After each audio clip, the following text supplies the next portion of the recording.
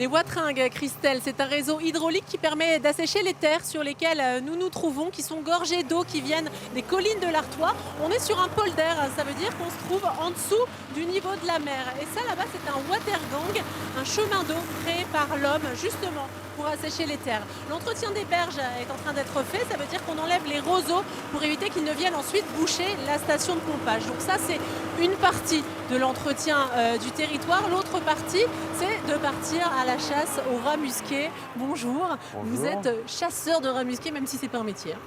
Oui, non pas véritablement chasseur. J'organise la lutte du rat musqué Avec des bénévoles. avec des bénévoles, un réseau de 90 piégeurs. Et nous disposons des cages comme celle-ci ou des Pourquoi vous pièges. chassez les rats musqués?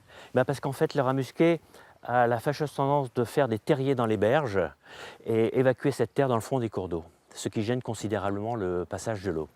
Et du coup, pour pomper, après, c'est plus possible. Et puis, c'est dangereux en plus, ces Et en affaissements. plus de ça, c'est terriblement dangereux puisque les berges s'effondrent et que quand vous avez des engins agricoles qui passent le long des berges, il y a toujours un risque forcément de basculement dans le cours d'eau. Et on est sur des terrains agricoles. Là-bas, derrière moi, c'est de la betterave. De l'autre côté, de la pomme de terre. Vous avez capturé combien de rats musqués l'année dernière? Alors en 2016, nous avons capturé 20 000 rats musqués sur C'est beaucoup l'ensemble du pour territoire. le territoire. C'est énorme.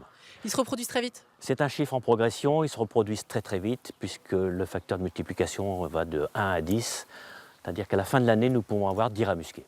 Merci beaucoup. Si vous voulez en savoir plus sur ce territoire, sur cette station de pompage qui se trouve ici à Saint-Folquin, sachez que des visites sont organisées, des visites pédagogiques. La prochaine a lieu le 27 juillet. Et puis, vous pouvez aussi regarder le replay de l'émission 9h50 le matin sur notre site internet hdf.france3.fr.